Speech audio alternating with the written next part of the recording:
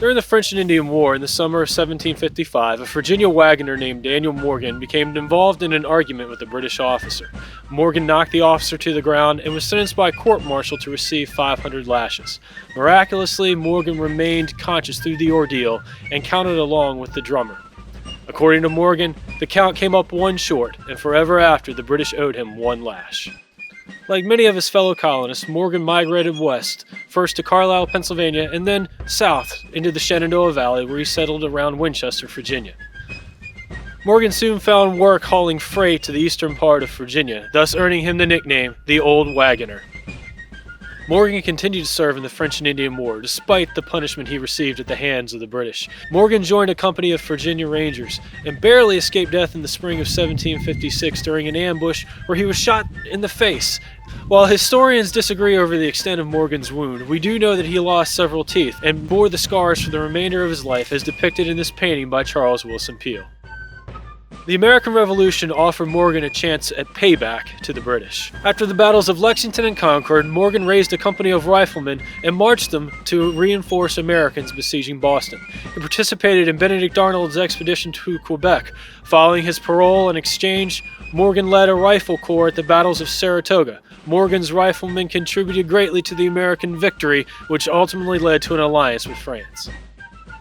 Due to his common social stature, Morgan was unable to obtain a promotion and returned home after his resignation in the summer of 1779. When news arrived of the American disaster at the Battle of Cowpens, Morgan left Winchester without a command and without a commission and returned to the field, this time with the Southern Department.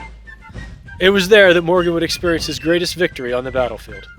Leading a combined force of cavalry and infantry, Morgan engaged the feared Banastre Tarleton at the Battle of Cowpens on January 17, 1781. There, Morgan employed a tactic known as a defense in depth, utilizing 3 separate lines to steadily wear down the British advance before launching a devastating counterattack. Morgan routed Tarleton off the field and later wrote that he gave Tarleton a devil of a whipping. For his victory, Congress awarded Morgan a gold medal. After the war, Morgan returned to Winchester. He took up farming, at one point owning over 250,000 acres of land, returned to service during the Whiskey Rebellion, and served a term in the House of Representatives.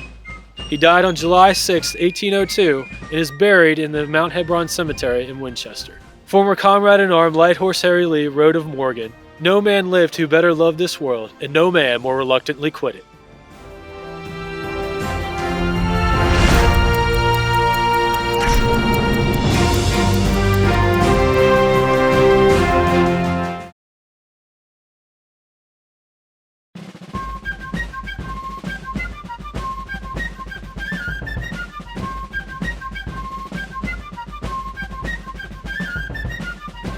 When you think about how important the Declaration of Independence is to the founding creation of what this country is today, and you think about the United States Constitution, both, by the way, unique documents in world history, and the fact that we're now a democracy for over 241 years, longer than any democracy in the world today, you have to think to yourself, who made it happen? It was the citizen soldier. It was the shopkeeper, the farmer, the barrel maker, the doctor, the lawyer, who quit their full-time profession, went to war to defend their version of liberty. And they risked their lives and many times lost their lives. There are many examples of citizen soldiers in the United States history. Undoubtedly, the most prominent and most famous of all, of course, is George Washington. Here was a Virginia planter who really didn't want to get involved in a war. And yet he agreed to lead that army at great personal risk, not only for his own neck, but for his livelihood. Everything was on the line with George Washington. And yet when it was over, when he had led the citizen soldiers that followed him to victory over the mightiest country on earth, he voluntarily gave up his commission in Annapolis, Maryland, and went back to that plantation to return to the work and the life that he had before the war started. He's a perfect example of a citizen soldier who fought for his version of freedom, fought for what he believed in, put it all on the line, risked everything. And when he was victorious, went home and went back to his original job. Henry Knox is a good example, who became a general of artillery in the Revolutionary War. He was a bookseller, and he quit that job, and he went in, and of course he did some incredible things to help the colonists defeat Great Britain, the patriots defeat Great Britain. Another example I'd like to give is the War of 1812. There was a guy named Matthias Lighthizer. He lived in what is West Virginia now, then it was Western Virginia. And he volunteered to serve in the War of 1812. And in 1814, he was at Baltimore, Maryland during the great battle for that city that the British failed to accomplish. He was a patriot. And later, he went back to Western Virginia and took up his life as a farmer. In the Civil War, of course, one of the more famous citizen soldiers is Joshua Lawrence Chamberlain, who was a college professor at Bowdoin, and according to what I've read, asked for a leave of absence to fight in the war for his country, and it was denied by the administration. So he made up an excuse of going to Europe or some other place, some academic pursuit. When it was granted, he promptly went off to war. Of course, he rose through the ranks to become a Major General Brevet in the Union Army, and of course famously fought at Gettysburg, amongst many other places. He was wounded out in front of Petersburg. And then, of course, he went on to become a governor of Maine, and of course taught every subject, I think, except mathematics later in life at Bowdoin College, including becoming their president. He was a remarkable example of a citizen soldier who fought for what he believed in, and in turn helped create the country we have today. In the end, what made the Declaration of Independence real, what made the United States Constitution real, was the victories that citizen soldiers won on the battlefield at great risk and at a great price, and then went back to their profession before the war. That's incredibly significant, because we the people, the ordinary citizens, are the people that created this country.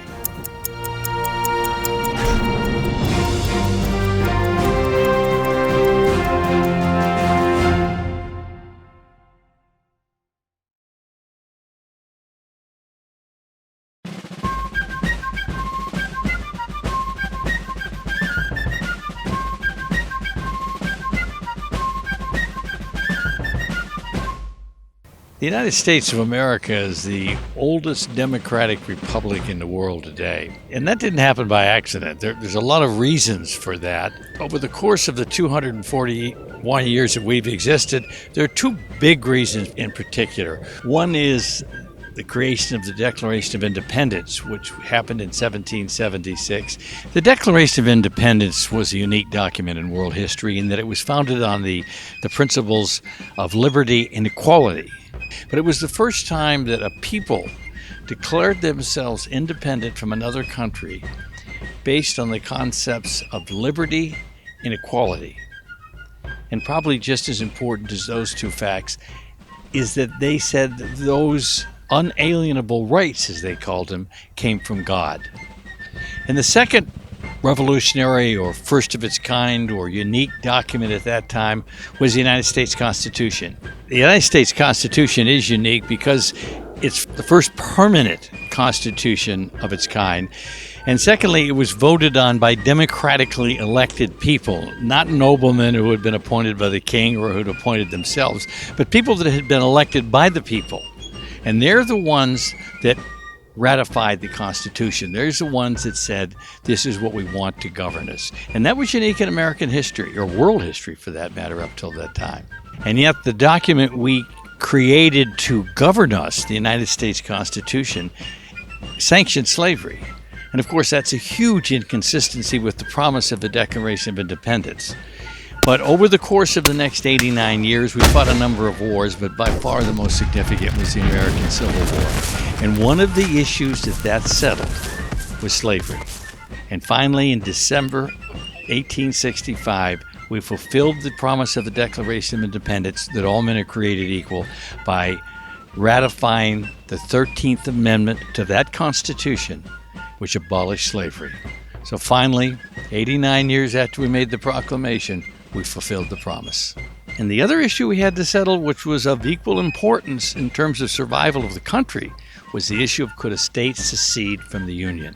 Could they quit and go home? Could they drop out of the compact? And what the Civil War did was two remarkably important things. It got rid of slavery, settled that question forever. a question that had been riling this country since the first Europeans got here. And it got rid of the question, or settled the question, of secession. If you came to the Union, you weren't getting out.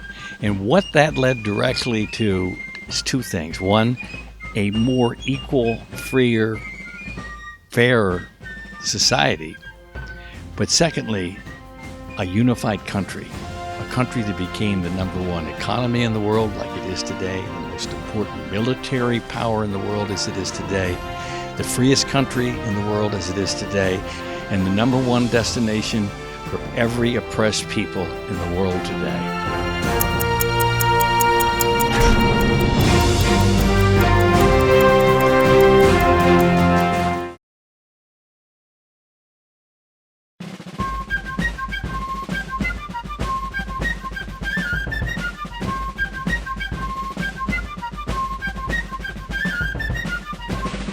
One of the most enjoyable things about working at Valley Forge is that I actually get to dress up as a Continental soldier and introduce what life was like for a typical soldier here at Valley Forge to all our visitors. We try very hard to be as accurate as possible with the gear and equipment that we use. There are minor inaccuracies. My homespun hunting shirt, for example, is machine stitched. But the single most inaccurate part of this outfit is the person who's wearing it. I constantly have to remind visitors that the average Continental soldier was young, skinny, and clean-shaven. And you will notice that I am none of those things. So I'm not exactly a perfect model for an average soldier. But that said, there's also no such thing as an average soldier. Every soldier here was unique and had their own background. The average age might have been in its early 20s, but the age range in the Continental Army was vast. There were some enlisted men here who were barely in their teens, serving as drummers and musicians. There were other enlisted infantry who were into their 40s or maybe even older, who were still fighting in this army. Also, not all of the men who were here were men. We estimate that there were probably around 400 women in this encampment, usually the wives of the poorest soldiers. If you were a runaway indentured servant, or a new immigrant, or propertyless, if your husband signed up and enlisted in the army, you would sometimes pack up your belongings, pack up your children, and travel with the army from place to place. You had to be made of tough stuff to serve as a woman in this army in those days. But they would be working and laboring in this camp alongside the men in essentially non-combatant roles. So there were families encamped here at Valley Forge going through these conditions. Most of the people here were of English descent, but you had Irish, Welsh, Scottish, Scotch-Irish, Spanish, Portuguese, German, Polish. Almost every European ethnicity was represented in some way or another. You also had Native American groups like the Stockbridge and Oneida who were represented by troops here. This was an integrated army. There were freed black soldiers fighting in the same units as white soldiers. You're not going to see that again in the American Army until the Korean War in the 1950s. And yet, at the very same time, there are slaves owned by civilian sutlers and owned by officers who are working for their masters while their masters are fighting for liberty and independence. In other words, every class and category of person that existed in America at that time was represented by somebody who was here in this camp, and they all had to work together to survive. One of Washington's greatest challenges of this war was to take what was essentially a coalition army that he first takes command of up in Boston and turn it into an American army. And that was an ongoing challenge throughout this war.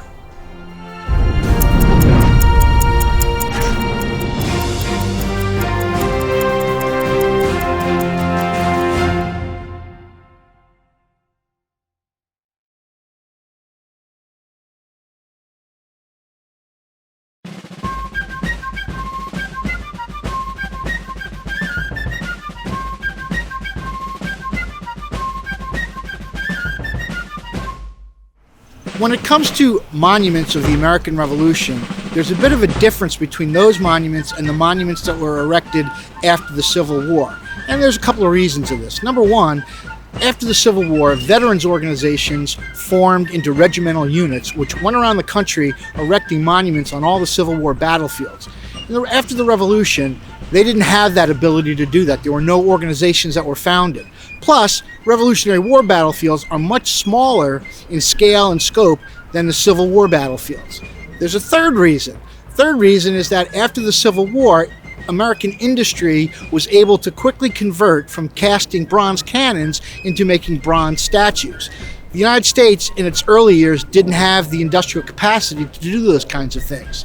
When it comes to monuments to the American Revolution, like all military memorials across the United States, particularly where there's a human representation in the monument, there are three basic categories that they fall into. There's first the portrait sculpture, which is simply the portrait of the individual. And in the years prior to the Civil War, in the 1840s and 1850s, the United States was erecting portrait sculptures mostly to George Washington. You had Thomas Ball's statue in Boston, you had Thomas Crawford's statue in Richmond, you had Clark Mills's statue to Washington in Washington, D.C.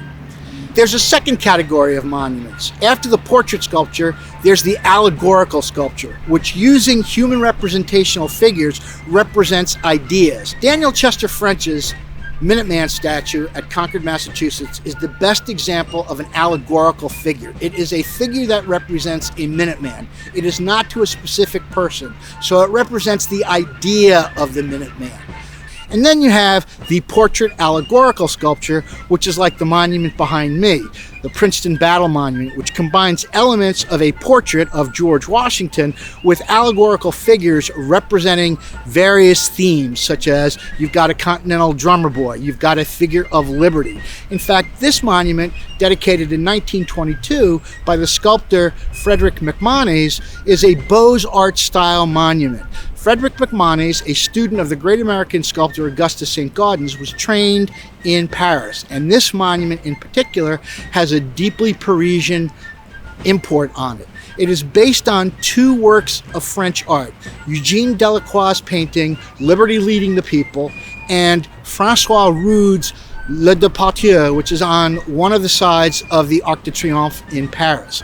It's a large-scale bas-relief sculpture, which is sometimes referred to as Washington snatching victory from the jaws of defeat. And it shows the moment at the Battle of Princeton in which Washington turns the tide. The greatest monument of the American Revolution resides in the Virginia State House in Richmond, Virginia. It is a monument to George Washington that was sculpted in 1785 by the greatest living sculptor of the age, Jean-Antoine Houdon, who was contracted by the American minister to France, Thomas Jefferson, to come to Mount Vernon, make a life cast of George Washington's face, and then craft a magnificent sculpture of Washington as the American Cincinnatus, which you can find in the central chamber of the Virginia State House. Unlike biographers or historians who get hundreds of pages to tell their story, a sculptor gets one shot to tell the life of that person, and that's what makes these monuments historical narratives on the American landscape.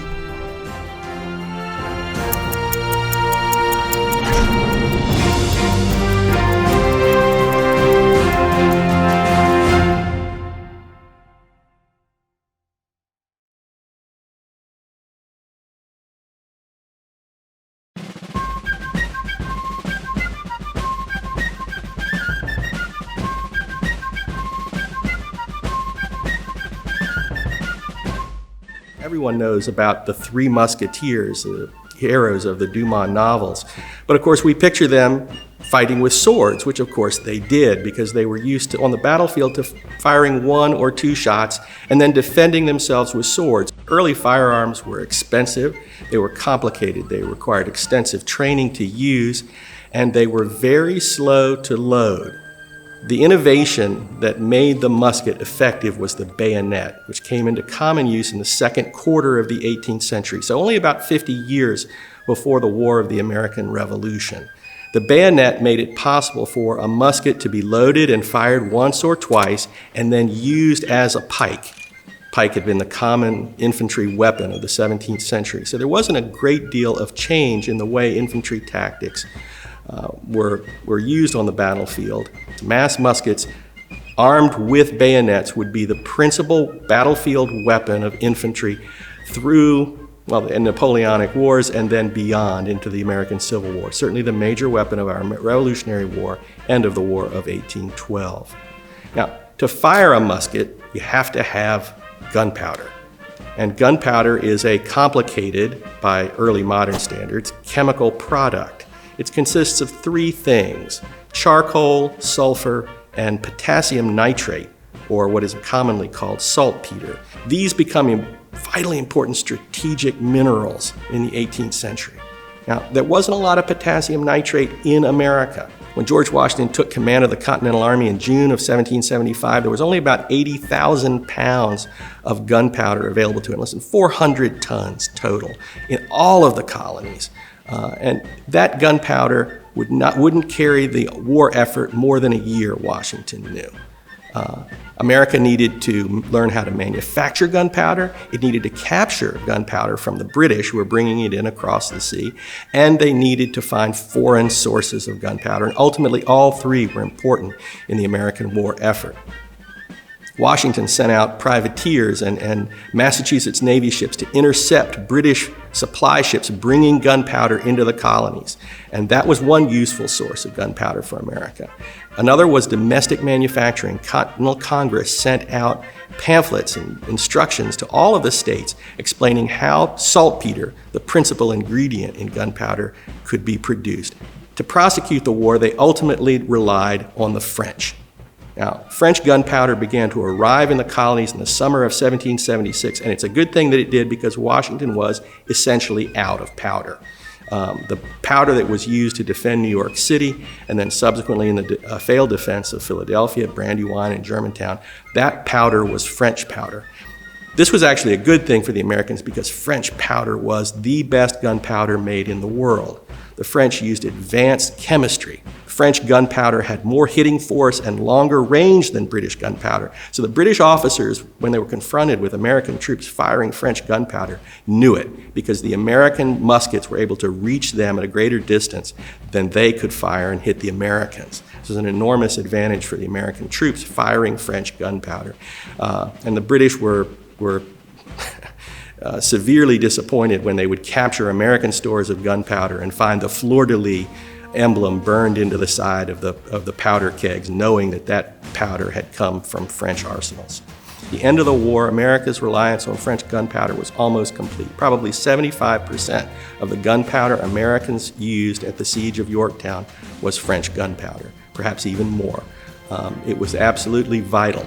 This strategic resource, gunpowder, had to be obtained laboriously in the colonies, had to be manufactured at home, captured from the British, or acquired from the French. And ultimately, it was the French who provided the gunpowder that won American independence.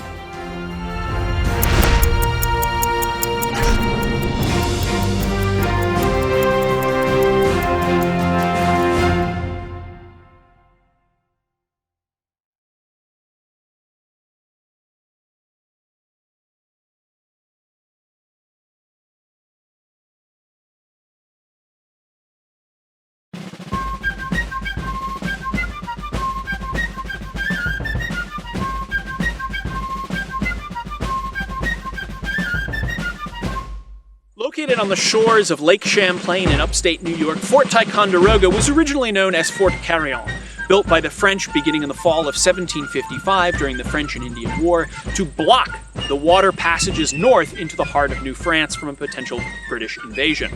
They held this position, inflicting a severe defeat on British forces in July of 1758 at the Battle of Carillon, where a much larger British force was cut to pieces by the Marquis de Montcalm's French defenders, inflicting the highest casualties of any battle fought in the North American continent until the Civil War.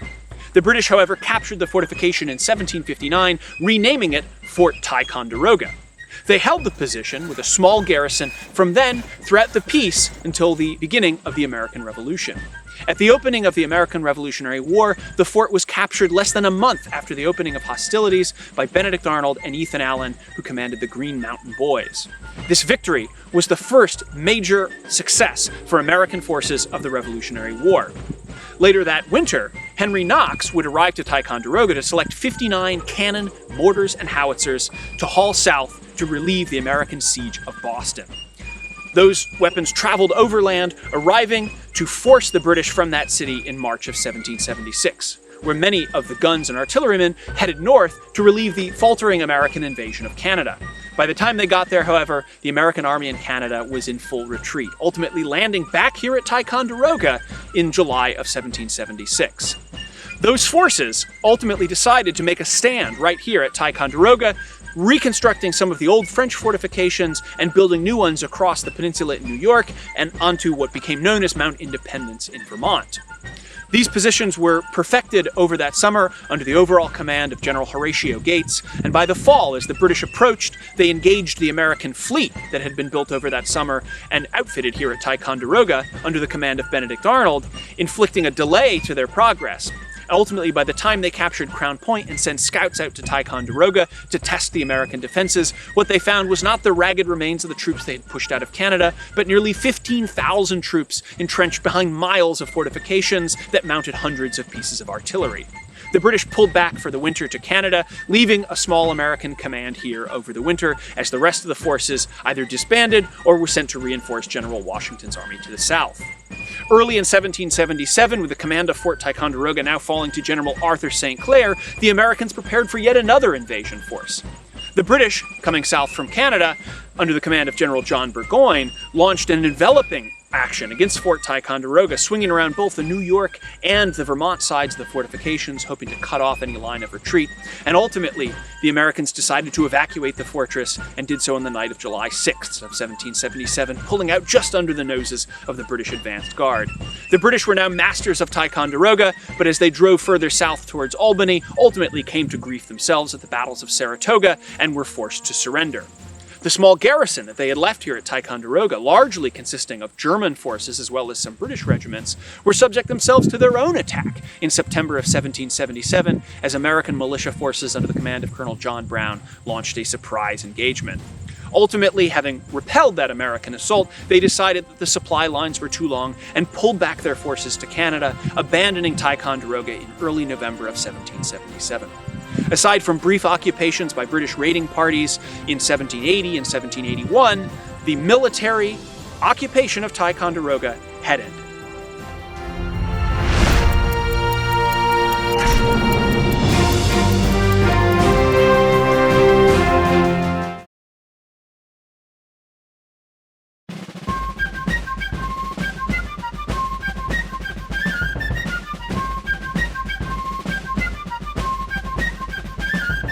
On June 16, 1775, the Continental Congress appointed George Washington of Virginia the commander of the new Continental Army that was assembling outside of Boston. The nucleus of that army had been a mob that had descended upon Boston in the weeks after the Lexington alarm. 20,000 New Englanders from across the region flooded into Boston to bottle up the British, and they were successful. Commanding this assembly of 20,000 New Englanders who besieged the British in Boston was the commander and general of the Massachusetts Committee of Safety, Artemus Ward. He had an arduous task to face. Somehow he had to organize this rabble into a cohesive fighting force. Enlistments of officers had to be made. Chains of communication had to be developed, and supplies had to be found. And that was a problem. Supplies were running out. When Washington arrives on July 2nd, he is shocked with what he sees.